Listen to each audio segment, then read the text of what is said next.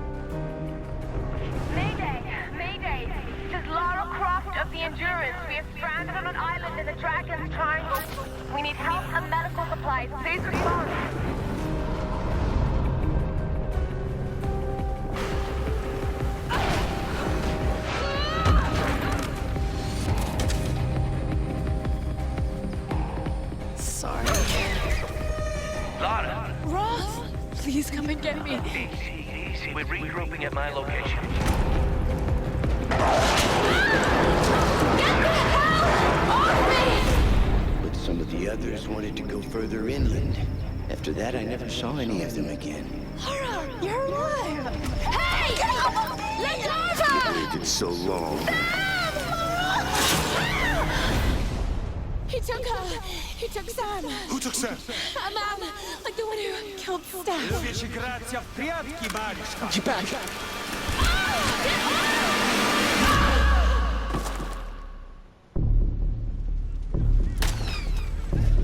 No one escapes. Finish her!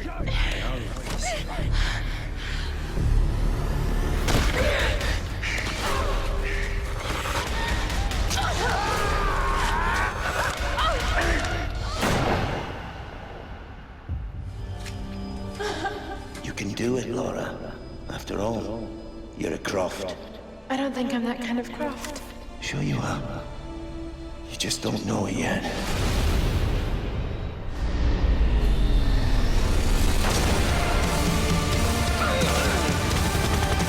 Kill them all!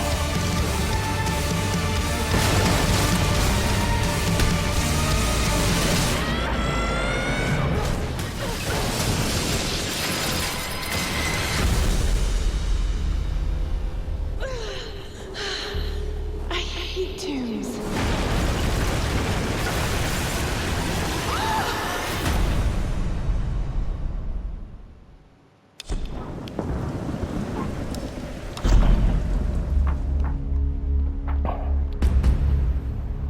Hey everybody, Zachary Levi here, just outside of San Francisco, California, at world-class development studio Crystal Dynamics, whose current project is the reimagining of the Tomb Raider franchise.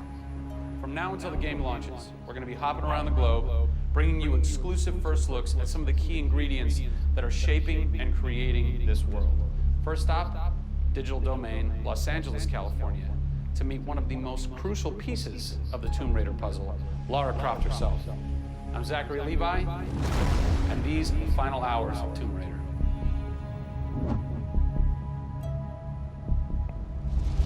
Digital Domain. This is where they do a lot of mocap for big Hollywood films and video games like Tomb Raider. And today, we are gonna meet the new Lara Croft, who is around here somewhere. Teaser! And this is where the magic happens. I think that might be the new Lara Croft. That's the new Lara Croft.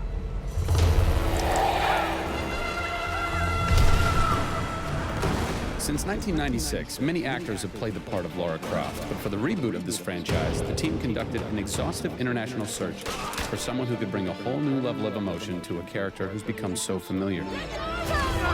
In late 2010, a young English-born actress was chosen to become one of the most recognizable characters in video games. My name is Camilla Luddington. I'm a British actress living in Los Angeles. I am the voice and character of Lara Croft, the British heroine. When I was first approached for it, I really felt overwhelmed at the honor of playing an icon like Lara Croft. I think I screamed in my car, actually, when I heard that I got the role. Lara Croft, one of the most iconic female characters in all of gaming.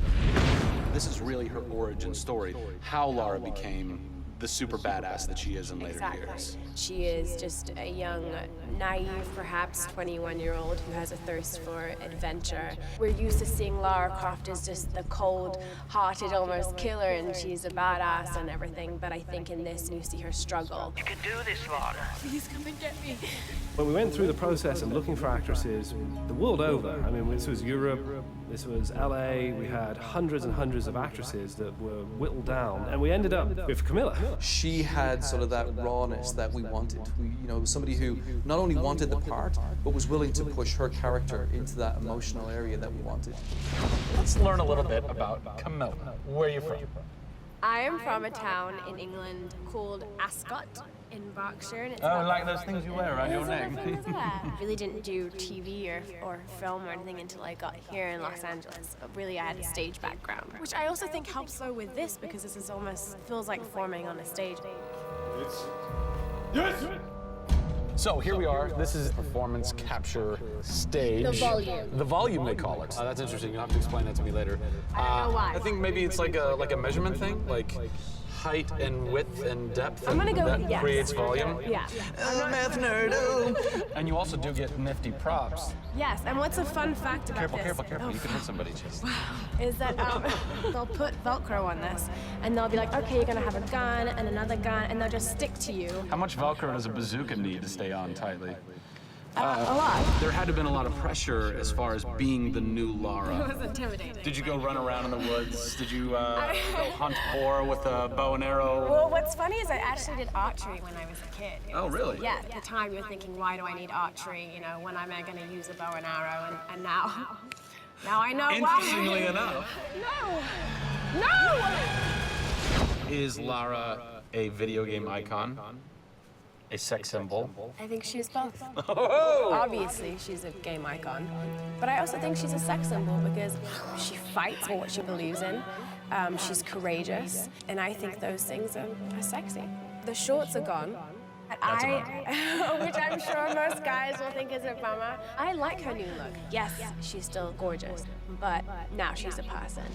Camilla brings truth. She is truly breathing life into Lara Croft. And when Lara is supposed to be going through an emotional scene, you'll see tears streaming down Camilla's face, and it's real. People ran over to her, like, are you okay? Like, she's got mascara running and tears streaming down her cheeks, and she's like, oh, yeah. And you're like, wow. When I got this role at first, I did not even know that I would be crying so much. I just thought I'd be kicking butt. That was the Lara that I thought I'd gotten myself into. This was some of the most emotionally and physically draining work that I'd ever done.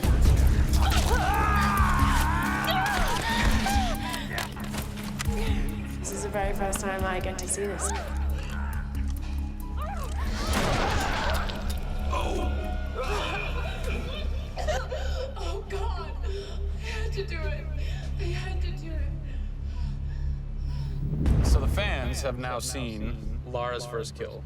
What was that moment for you like? Intense, for sure. Probably one of the hardest things to film. She has to fight for her life. It's fascinating how she reacts to that. She doesn't just walk away from that first kill. It really gets to her. You see her become Lara Croft.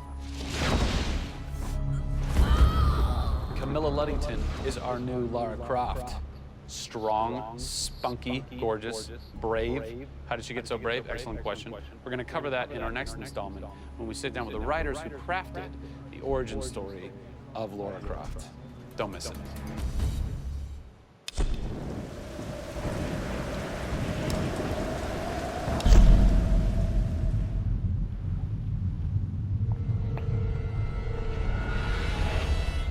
Hey everybody, Zachary Levi here in downtown San Diego at Comic-Con, more specifically at Nerd HQ, which is the epicenter of all things Tomb Raider. The anticipation is building as the team from Crystal Dynamics continues to say that this could be the game of their careers. Today we're going to dig a little bit deeper into the story with some of the key writers and designers who are brave enough to tackle the origin stories of Lara Croft. These are the final hours of Tomb Raider.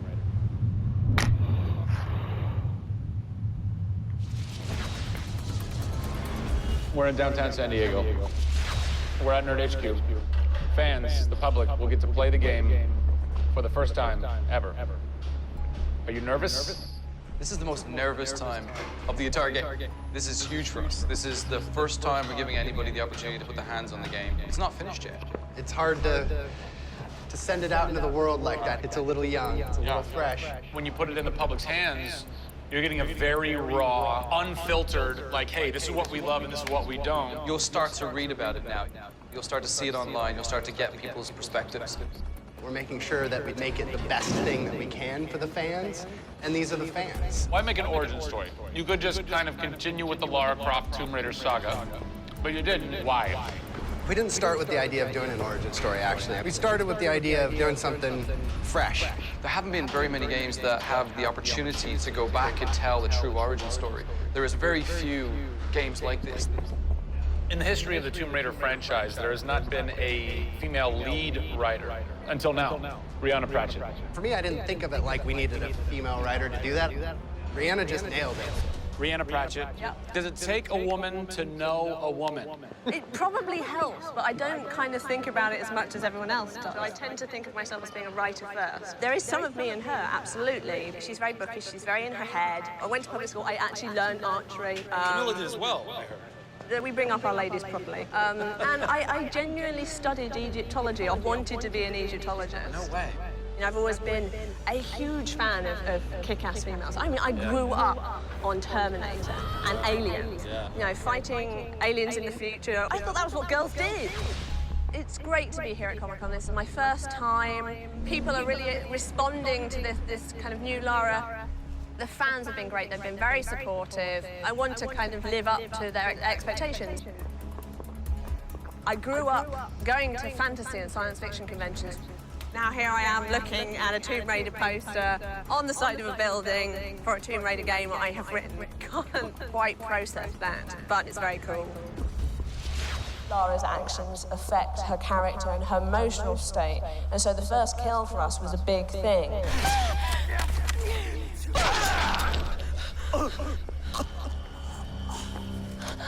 It's not comfortable to watch, and it shouldn't be. Oh, God! And it is about picking yourself up, despite the fact that you're scared. You can't have bravery without fear. In video games, you're kind of tweaking all the way down to delivery. Yeah. Blessing or curse. Games development can be quite harsh on narrative. You know, you can lose levels or characters. You have to be amazingly flexible. When is the script finally finished? You get insight when you see it through your audience's eyes. So once the story gets to a point where we can start sharing with people, where we can start putting it on the screen, then we start to understand, are people getting from it what we want them to get from it? The feedback is that it's really fulfilling our primary goals of delivering a story that introduces people to Lara Croft, but also just takes them on an amazing adventure.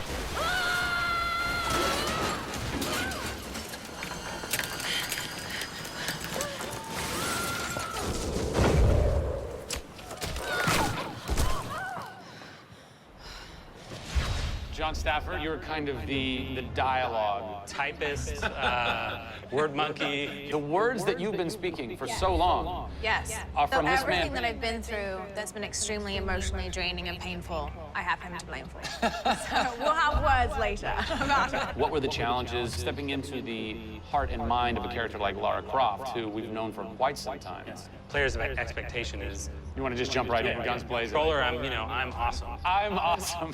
That's what video games basically allow gamers to feel. I am awesome. Challenge for me is to show her vulnerable. We're shipwrecked on an island inside the Dragon's Trap.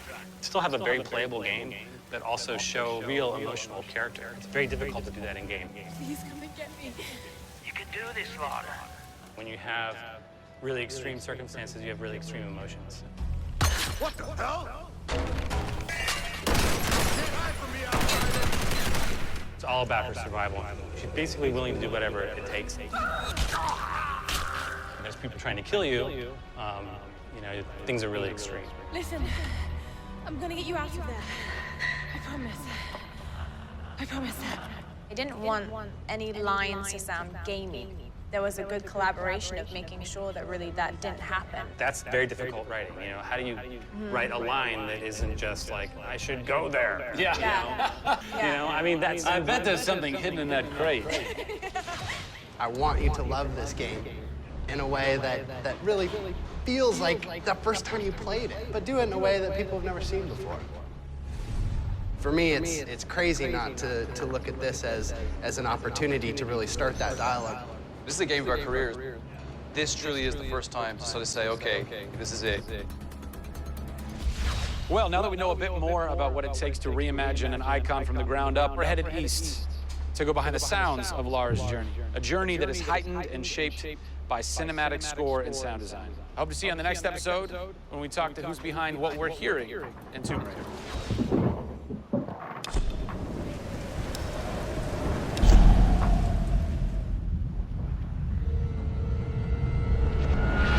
Hey everybody, Zachary Levi here in the heart of London's famous West End. Behind me is BAFTA, the British Academy for Film and Television Arts. Why are we here? Excellent question. For starters, Tomb Raider, the series, has garnered a lot of love and accolade from BAFTA over the years. Some of the key players on Crystal's dev team are BAFTA LA members. And to top it all off, legendary video game composer Jason Graves is a BAFTA winner. We're going to catch up with him in just a bit, but first, a little trip to Raleigh, North Carolina, where we go behind the scenes at Jason's recording studio. These are the final hours of Tomb Raider.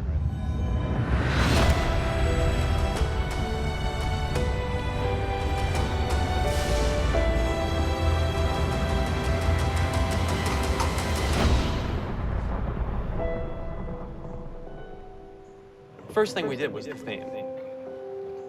There have been many composers in the games or the films, but they've always used the original theme. They said, we want to start with a clean slate, new theme. I did it on piano, very simple. I was really scared just to send it because I'm like, I don't know, I think this really works, I think I like it.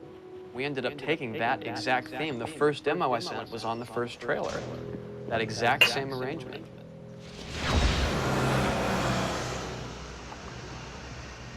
So, Jason, currently you're working on this reimagining of Tomb Raider.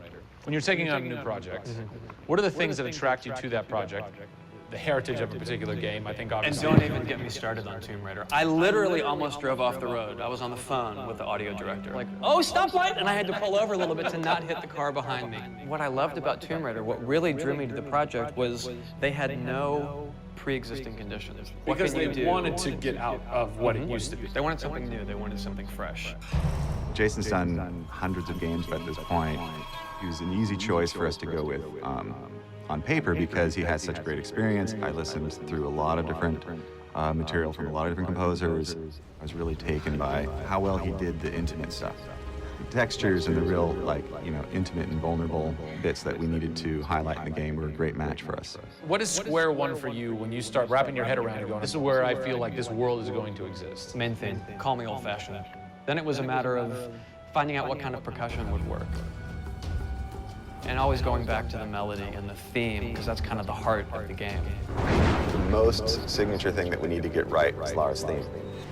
One of our big goals was that it can be used in any emotional context. What does it sound like? High action.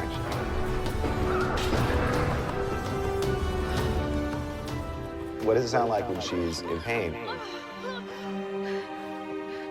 For music, the gameplay and the concept art, especially with the scavengers and kind of the shanty town, corrugated metal, how everything's kind of this amalgam of different stuff that they found on the island. Like, that's what I want the music to sound like. The bad guys are playing the music now. Alex said something like, it'd be really cool to have something, you know, chains on a metal board or like you're banging a metal fence. 2 weeks later, Jason calls me up and he's like, so, this guy who's like this sculptor who lives right around the corner from me, I was talking to him about the idea of creating an instrument And I'm like, that sounds completely insane. We have to do that. Tackling the score to one of the most iconic franchises in the world brought a unique challenge.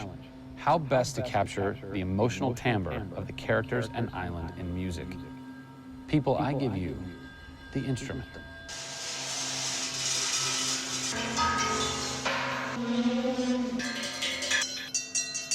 The instrument. I was going to let Matt determine the aesthetics. I was really only concerned about the sound that the sculpture was going to make. Matt built this, which looks pretty much exactly like Laura's original homemade bow in the game. There's different timbres based on different materials. Metal, glass. It's a direct line from the plot, the characters, the story, the environment, straight to the sculpture. We always wanted the island to have that character in itself. Creating an instrument gave it this unique identity. It's got a voice. Yeah. The very beginning of the game is nothing but the instrument.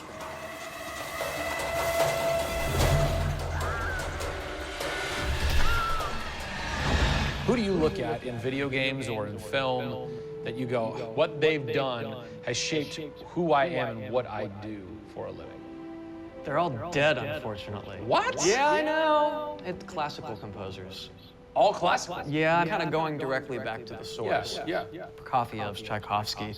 Even for some of the scary stuff, you've got Penderecki, who's a Polish composer. Actually, he's still alive. It kind of goes back to ballets or opera, which is kind of the precursor to film and video games. You know, they were telling a story. That's what I love about that music. It tells a story. Even if you don't know the plot, you can listen to it. And film music's the same way. It's tough with games to do things that are subtle. You want to make Lara relatable, make her realistic. Another one. She went down over there. Tell her story from the beginning and show how she became the superhero she becomes. One of the first things that I ask any developer is the emotion. Because to me, that's the biggest thing that music can do in a tenth of a second. The music just, it nails the emotion. Wow, that was amazing, huh? I personally don't think I've ever sounded so good in an interview before. Although Jason, Jack, and Alex are audio savants, so that would make perfect sense. I cannot wait to jump into this game, not just for the amazing action, but the emotion and mood and tone that they're going to set with their incredible skill. Tune in next time for a special secret announcement that is going to change the way you play Tomb Raider forever. See you soon.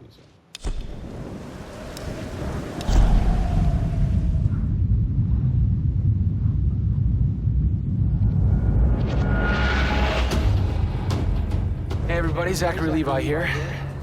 Over the last few months, we've brought you exclusive behind-the-scenes looks at the final hours of development of Tomb Raider. You've seen Camilla recording her last few lines, Rihanna musing her last few words, and Jason completing the last few notes of the score. As those key pieces lock into place, it's time to reveal one of the last portions of the game, and a team that's been shrouded in secrecy for 2 years. We're here in the beautiful and freezing Montreal, Canada, to bring you the final hours of Tomb Raider multiplayer edition. These are the final hours of Tomb Raider. Welcome to yet another world-class studio in the Square Enix portfolio, Eidos Montreal, home of the multi-award-winning game Deus Ex. Locked away in one of the far corners of the studio is a team of experienced, passionate professionals who have been specially brought together to create the first ever multiplayer component to the Tomb Raider universe. Let's meet the team behind the vision, direction, and decisions, and hopefully get a chance to play a few rounds. Here we are at Eidos Montreal. Before we get into why we're here, Carl, you now have an amazing stash, my friend.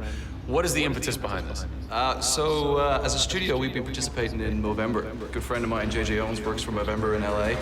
We set up the gaming challenge and we brought studios from all around the world together. I think so far we've raised somewhere in the region of $140,000–150,000. Well done. Been a big success, although my wife doesn't necessarily always approve. She hates it? Oh, my wife wakes up in the no. morning. She says that she hates it. She secretly loves it. What were some of the factors that led to a multiplayer facet to this new Tomb Raider? When we started developing sort of our vision for reimagining Tomb Raider, on paper it was all about single player. And as we started to build that world out, we had the island, we had the Solari and the Scavengers. We started to realize that we had this canvas. Great warring factions, great landscapes. Yeah, we had all these really awesome places where it was all about traversal and single player. When we started looking at that, we thought, wow, well, what about multiplayer? Part of the genesis of that was Lara Croft and the Guardian of Light that kind of cracked open a door to lead you guys into the multiplayer into here at Eidos Montreal. Guardian Light was a downloadable, a smaller scale project, and that allowed us to sort of take the risks that we wouldn't necessarily take on a full-blown project. Guardian of Light was our Pixar short. It's the idea that whilst you're building your big project, you're always thinking about that next thing, but also allowed us to be able to start understanding co-oping and networking. It was a game that actually brought Tomb Raider fans together for one of the very first times. You hear them in their ear and they were having fun. And as a result of that, that led to us thinking about multiplayer. Hopefully our single-player experience we're delivering is a very sort of single-player, solitary, immersive type of experience. But at the same time, we believed tomb raiding together with friends would be fun. Tomb raiding, I think that's the first time I've ever heard that term. I like that. It's fun. You know, axe climbing and zip lining and the traversal that we get in there and the traps. For me, it was very sad to have that catch-22 of it would be great to do this in multiplayer, but we just can't split our resources like that. And that's how Eidos Montreal came about. We had staffed up our teams to develop a single player. Everybody was gelling together really well, and it wasn't something that we wanted to just bolt on. We always said if we were going to do it, we're going to do it right. If you could have a fan play the multiplayer for the first time, what do you want them saying? For me, they're kind of different moves. It's not like I do one or the other. It's kind of like sometimes I turn down the lights and just play that single player experience. And other times I want to just jump in and have fun and start killing fools. Joe Curry, producer of multiplayer on Tomb Raider. It's the first time Tomb Raider has ever incorporated multiplayer, and you're in charge of that. Yeah. What's running through your mind when you get that call? Well, first off, exciting, right? I mean, we're all huge fans of Tomb Raider on the team. I mean, we grew up with Lara Croft. But when we spoke to Crystal, like, we want to do multiplayer, and we're thinking, how do you do that? It's always been Lara's story. You've been in charge of creating the first ever Lara Croft Tomb Raider. No pressure. Multiplayer? No pressure, Zach. Thank you. What are some of the main pillars that you brought over from the single player to the multiplayer to make those two worlds cohesive? The element that really stuck out was survival. The group surviving together. Right. But then traversal, the ability to go up and down and kind of everywhere in a level. The weapons, you know, the characters.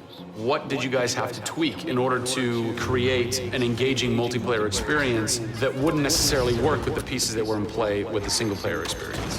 One example is the bow, especially in the reboot. It's so iconic that we had to make it work for multiplayer. You have a certain forgiveness when you play single player. Multiplayer, players expect snappiness. I shoot you, I expect you to go down, or you can just do what I do, which is take out the biggest gun and just run for them and shoot them out.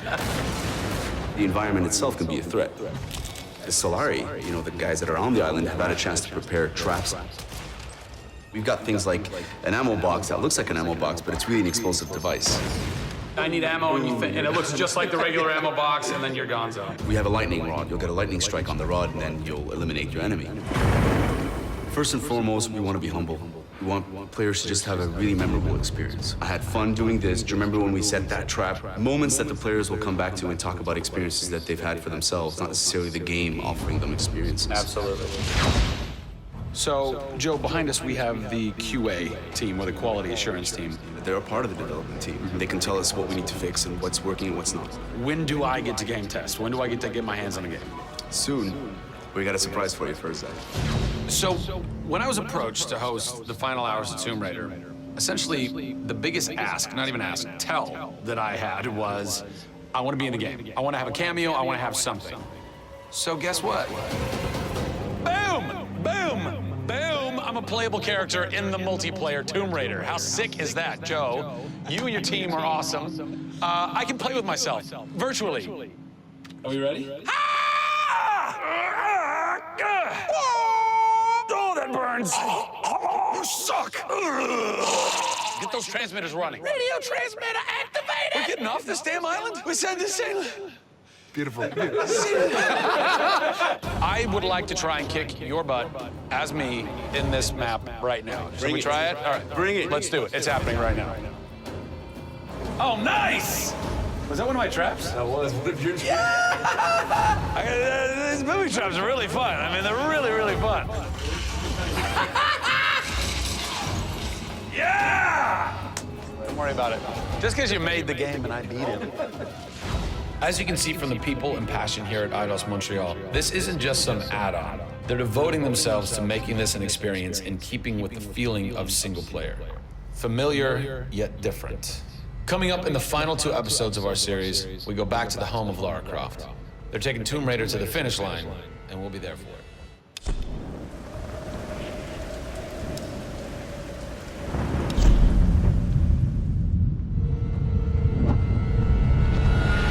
Hey everybody, Zachary Levi here, again for the final time.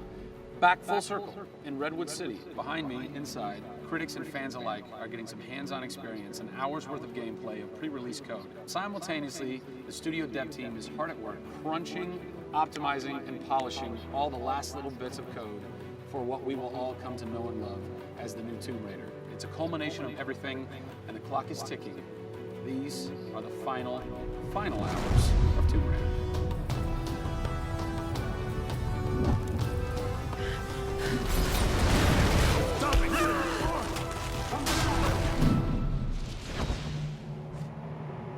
Tonight we have a large audience coming in. We decided that rather than going to one of our partners and just doing a live stream, we decided you come to us. We have a big area in the studio. Let's open it up. Have you ever done anything like this before? No, we've never done it because right now we've got black curtains up around a specific area of the studio, which is our next big thing. Only a select few people have been allowed to come in, and everybody's heavily NDA'd. And now we're going to bring, 80 plus people into the studio. Well, it's exciting, to bring those type of people into the studio. They're the fans. They're the people who love it, and we want people to be a part of our experience.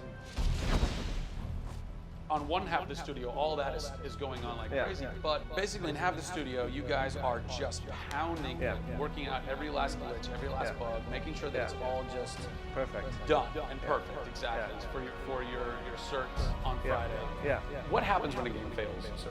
Then things start getting sweaty around here. You're dicing with death right there. Well, you might be missing a release date. That's how big a day this Friday is. Yeah, it's huge. If we submit and they come back and say, hey, there's maybe 35 things that we'd like to change, then as a studio, we'll change them. We'll improve them. Or there's small things that they say, hey, this experience might be better if you just fix this little thing. Then of course the team are literally sitting there waiting for that to happen. And there has been games I've worked on where we've submitted and within 24 hours it would get kicked back and they'd say, hey, you guys are crazy, you shouldn't have submitted it. So there are 80 people in the office right now. You're 4.5 days away from delivering this thing. And they're strewn about. What are they all doing? So we have guys working out of very prioritized hit lists, right? So we say, okay, this is the most egregious thing that we've noticed lately. We'd like for you to focus in on it. What are you guys debugging here? Looking at some menu transitions. Oh yeah, we want to make sure everything feels snappy all the time. Menu transitions. If I had a nickel for every time. One of the toughest things with Lara as a character is her hair. You try to simulate hair in a video game, and it's not always exactly the way it would be in real life. But that's something that's, I think the fans really point that out, and they want Lara to look as good and as believable as possible. So even in the home stretches, we're trying to sweeten it and make you believe it. So I spend a ton of time playing the game. So while everybody else is busting their butts trying to make it work, you're having fun. That's basically what you're saying. There's about 80 people that are all still busily working in this last week before the game goes to cert. Absolutely. One of those groups is called the what group? The OMS group. And what does OMS stand for? OMS is an acronym for Oh My Shit. And what does that mean exactly? When you're into the high octane moment, the only response that we were challenging the team that it could come back with was, I would exclaim, oh my shit, that's awesome, right? Like, I couldn't even cuss properly. It could have been the OMHG, the oh my holy god team. Yeah. But oh my shit, oh my I think shit, it resonated. So many companies focus on the explosions, and we love explosions. I mean, there's plenty of them in the game. But it's also about sometimes that implosion moment, that time where you actually feel like you're a part of that.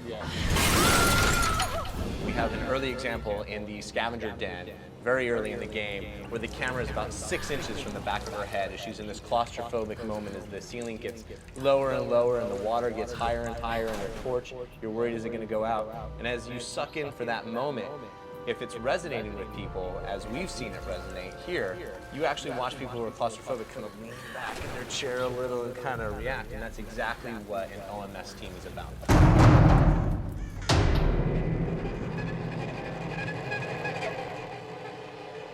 You feel confident that in 4 days, in 4.5 days, this thing is like ready to ship and ready to rock and gonna blow people's minds? How about we look at that? I got a board that'll tell us. Oh yeah, where's your board? Right over here. I'm a stats guy, right? Okay. Like, it's got to be like the McNamara version of reality, right? So, and getting things done, like it's very NORAD-like with the update on where we are with bug count. So we have the number of days that we want to count down for, the priorities of what people are given against, and then an overview of how many things are remaining to be resolved per person. Carrie's got her work cut out for her. Come on, Carrie. Yeah. Ultimately, we have to figure out how do we hit the quality on a predictable timeline. So right now, we're trending towards being able to hit that in 12 days. But you need to deliver in 4.5. Correct. So what does that mean? I need to go right now. Where's your head at right now, knowing that in 4 days, it's got to be completely done? I'm super critical of what we do. You know, you tend to be perfectionists. I'm absolutely that way. It's more like, this is leaving now, you're done working on it because time's up, and you're like, but there could be one more thing I could do. It's a weird feeling because it's been part of our lives for a very long time. How long have you been on it? Definitely 4 years, yeah. Like 4 years. Yeah, 4 years. That's insane. I know. I was young. Yeah. Fresh face. I was young then. Yes. No bags, no grey hair. Yeah. It's been a roller coaster ride, and during that time we've been around the world, we've gone to shows, we've shown press, we've given hands-on, we've had community events, we've been in San Diego with you at Nerd Machine. We've seen people excited to see this and play this game, and it's been awesome. It's not just about Lara's arc, it's about the arc of people who've come in to the roles. You know, we've had people come in as animators and move up to the highest levels in their profession along these 4 years. So people have grown in these roles. Families have expanded, kids have been born, but we're coming to a point now where we're, you know, probably 70, 80 plus days away from launch, and this phase has come to an end. You know, it's been awesome. With less than a week to go before console certification, the last few bugs to squash, and a general lack of sleep all around, this production is definitely going to go down to the wire. Will they make it? Join us next time on the final hours of Tomb Raider to find out.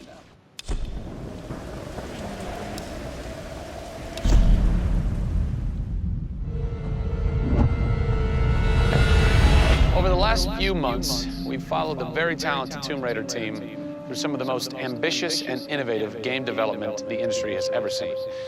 In the next few days, they submit the final code for certification. If they pass, game ships on time and everyone gets some much-deserved sleep.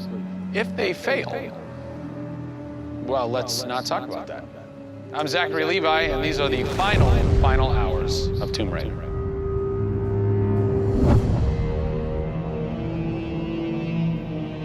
We've been around for 20 years at this point. Oh, wow. In this industry, that's crazy. Yeah. 20 years of games, and many times we've almost not made it, right? Through generation transitions, or you've had ups and downs in terms of games being released. And for us to still be here, making games and being competitive, it's amazing. Is this pretty typical for you guys to be in the last week and really all you've got left are these little bugs to do? Maybe it's a few hundred still left to go. The team's cranking them out. You know, you're play testing it a lot. You get a QA, quality assurance, to make sure it's clean. You know, stuff's coming in still, as in like, hey, this crazy thing happened here. And simultaneously, IDOS Montreal is doing what you're doing, just with the multiplayer at the same time, because the multiplayer and the single player are being delivered at the same time. Yeah, so it's a big team. Friday. Everybody's got to come together at the same time, at the same moment, and put pencils down and say they're done. Pencils down. Done. See. We're submitting in 4 days. Let me tell you now, we've had to move Brian Horton. He was art director. He moved over to my department in Brand about a month ago. There was a morning that he woke up and they went, "You've created a beautiful world. now step aside. So my job is I'm working with a very talented team in the brand to make sure our screenshots are good, to make sure we have covers for magazines, posters, to make sure we have posters. Right. There's a lot of materials, just like in a film, where when a film's done and in the can, you have to sell it to people. You have to let them know what's cool about it. Listen, I'm coming to get you. I'm going to get you out of there. I promise, Sam. What's been great about this over the course of the entire process, you traveling around with us, is that we've been able to bring you the final hours of each of the pieces. We've spent probably the last 6 months watching how the music's come to an end and the voice acting has to be done. So each of our episodes up until now has really shown a side of the final hours of that particular person's role in the game. And now everything's come to a head where we're submitting the game this week. The guys are tirelessly working. You know, the guys have literally, at some cases, slept in the studio. Okay, so launch day, let's say you were at March 5th now. Where are you? What are you doing? I'm probably in bed trying to get 12 hours sleep. Because more than likely I would have been at some midnight opening the night before up till very late celebrating. So I'm probably at this time of the day, I'm probably in bed. I think a lot of us won't even know what to do with ourselves. You get so heads down in something, and it's been a part of our lives for years now. And you sort of get to that point where waking up in the morning, you're thinking about the game, and going to bed at night, you're thinking about the game. I'll try to sneak a little time here over the holidays, but then, you know, wait till the dust settles and we really get this in the hands of the consumers before I can really relax, I think. Even though I played the game so many times, I cannot wait to take the cellophane off of that game. Pop it in. It's the retail. It's the retail copy. And there's something special about that printed disc, putting it into the system, and you're like, this is the same game that I worked on for 3 years plus, and everyone else can have the same experience that I'm going to have right now. Of all the taglines, whether they're actual dialogue in the game or marketing lines or whatever, something that would sum up your experience over the last 4 years is a survivor is born. A survivor is born in you, a survivor is born in Crystal Dynamics. We just wanted to be known as doing top-tier work. There's games I look at and say, I wish I worked on that game, right? And I wanted Crystal to be that. And I think that with this one, we're going to do it. Anybody can make an explosion look beautiful and make a world look phenomenal, but we now move into a period of time where it's about having a connection with something which is much deeper than just saying I have a controller in my hand and I'm guiding a character around and fighting or solving puzzles. There's a depth in the story that we're trying to tell, which hopefully for us is going to be able to set that structure for the future. Hopefully we've taken the risk and we've been shouting so loud about this that we're actually carving what should be done. Oh, don't do this to me, you northern bastard. Are you excited? You nervous? I'm both excited and nervous. You know, because we've been masters of our own destiny up until this point, and now we're going to continue that right through to launch. And what's great is that from the very first presentation I gave with Daryl about here's the vision of the game, all the way through to the very first game sitting on a shelf on March 5th, we've been there for the ride. We've been on that journey. And then all of a sudden you reach March 5th, and you're no longer there's millions of copies of your game out there, and they're in people's hands, and you're thinking, like, how are they playing it? Are they having fun? What are they saying? What are they going to do? As soon as they put the controller down, what's the next thing for them? Do they want to tell people? What do you want their response to be? I hope those people see that the story we've built and the foundation we've built is one that will last a long time. Doing something that's special is just incredibly tough, no matter what it is. You've got to really want it. You have to be passionate. You have to care about it. Everybody realizes that this is the game of their career, and everybody wants to put as much time and energy into this as possible. We have a studio full of passionate people who have put their lives into making this thing happen. This is not just a game that we're just going to ship on March 5th and people will go, great, I've got another game to my credits. This is one where the team are going to look back and go, that was a journey. It's been an honor to be able to work on Tomb Raider, and long may it continue. I see this getting bigger and better over the next few years.